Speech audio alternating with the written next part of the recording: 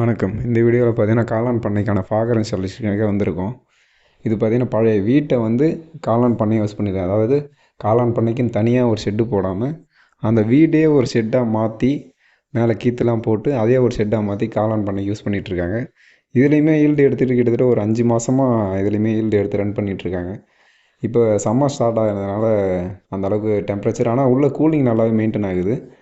அந்தளவுக்கு water spray பண்ணுறது கொஞ்சம் கஷ்டமாக இருக்கிறதுனால நம்ம ஃபாகர் இன்ஸ்டாலேஷன் கூப்பிட்டுருந்தாங்க. ஆல்ரெடி அவங்களே கஸ்டமரே எல்லா பொருளையும் ஆன்லைனில் ஆர்டர் போட்டு வாங்கி வச்சிட்டாங்க.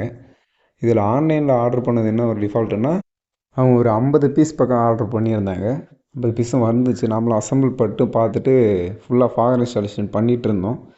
இதில் பார்த்தீங்கன்னா எல்லா சைடுமே கொஞ்சம் கஷ்டமாக இருந்தது. நம்ம வீடு ஓட்டு வீடுன்றதுனால ஒவ்வொரு சைட்லேயும் அந்த பைப் லைன் எடுத்து போடுற வரைக்கும் ரொம்ப கஷ்டமாக இருந்தது. கிட்டத்தட்ட பார்த்தீங்கன்னா காலைல ஒரு 8 மணிக்கு போயிட்டு நைட்டு ஒரு 8 மணி ஆகிடுச்சு நம்ம முடிக்கிறதுக்கு.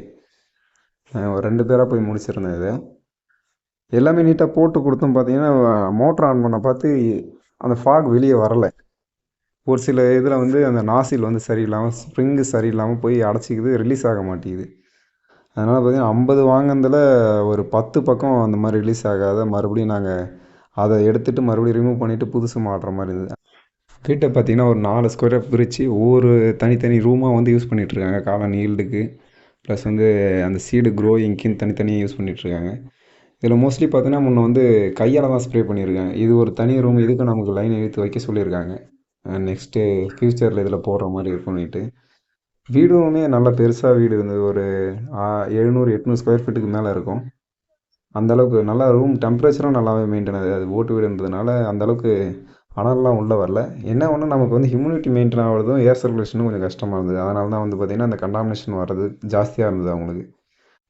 இவங்களுமே பார்த்திங்கன்னா ஸ்டார்ட் பண்ணது வந்து மழை டைமில் ஸ்டார்ட் பண்ணியிருக்காங்க. ஆனால் இப்போ சம்மர் வர வர பார்த்திங்கன்னா வெயில் அதிகமாக இருக்குது, கண்டாமினேஷன் அதிகமாக வருதுன்றதுனால ஃபாகர் இன்ஸ்டாலேஷன் வந்து பண்ணணும்னு சொல்லிட்டாங்க. இதில் தம்ப்நெயிலில் பார்த்த மாதிரி பார்த்திங்கன்னா பண்ணைக்கான, அதாவது பண்ணை போடுறதுக்கான செலவு வந்து இதில் 0. அதாவது அவங்க பழைய வீட்டையே வந்து யூஸ் பண்ணிக்கிறதால அதுக்கான செலவு மட்டும் 0. மற்றபடி எல்லா ரா மெட்டீரியல் செலவும் இருக்குது. ப்ளஸ் வந்து இதுலேயும் வந்து மேலே வந்து கீற்று மாதிரி போட்டிருக்காங்க. அவங்க வந்து இன்னும் அந்த ஓட்டை மட்டும் இது பண்ணாமல் மேலே கீற்று மாதிரி போட்டு முழுங்கல் கழி மாதிரி போட்டு அது கீழே தான் பேக்கு தொங்க விட்ருக்காங்க. தனித்தனி ரூமாக ஒதுக்கியிருக்காங்க. இது வந்து சீடு க்ரோ ஆகிறதுன்னு தனியாக ஒரு ரூம் ஒதுக்கி அதில் க்ரோ ஆகிட்ட பிறகு அதுக்கப்புறம் எடுத்து தான் அந்த ஈல்டு வர ரூமில் வச்சுக்கிட்டு இருக்காங்க. நம்ம வந்து எல்லா லைனுமே வந்து பைப் லைன் செட்டப் போட்டு ஃபாகர் செட்டப் போட்டு கொடுத்துருவோம். அங்கங்கேயும் வந்து வால்வு வச்சுருக்கோம்.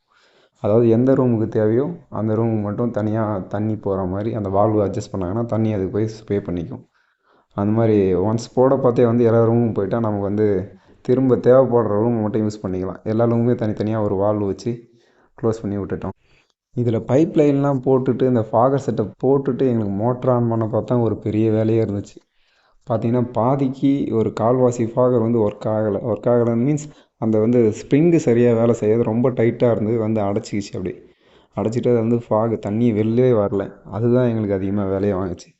இது பார்த்திங்கன்னா பாரில் 2 பாரில் அவங்க புதுசாக எடுத்துகிட்டு வந்து 2மே கனெக்ஷன் பண்ணியாச்சு. அதாவது இதில் தண்ணி இல்லைனாலும் இதில் இருக்கிற தண்ணியை வச்சு நாங்கள் ஸ்பாக் ரன் ஆகிற மாதிரி பண்ணியாச்சு.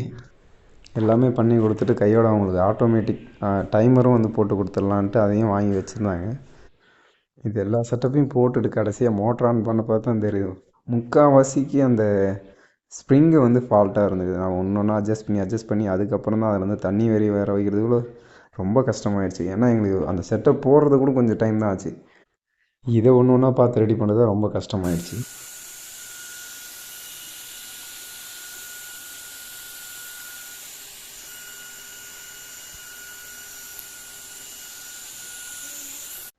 எல்லா வேலையும் முடிச்சுட்டு கடைசியாக வந்து நம்ம அந்த டைமரையும் வந்து செட் பண்ணி கொடுத்தாச்சு. இது பார்த்திங்கன்னா வாரத்தில் 7 நாளுமே ரன் ஆகும். ஒரு நாளைக்கு வந்து 18 வாட்டி கட் ஆஃப் ஆகி ஆன் ஆகும். அதாவது மோட்டர் தானாகவே ஆஃப் ஆகி அந்த நம்ம செட் பண்ணுற டைமுக்கு ஆன் ஆகி ஆஃப் ஆகும். இதையுமே நம்ம செட் பண்ணி கொடுத்துட்டு பார்த்திங்கன்னா இந்த ஓஸ் 2 பார்லுக்கும் ஜாயின் பண்ணுற மாதிரி ஓஸ் கனெக்ஷன் பண்ணி அதுலேருந்து லைன் எடுத்து அவுட்புட் லைன் எடுத்து மேலே ஒன்று ஒன்றா கனெக்ட் பண்ணி விட்டாச்சு.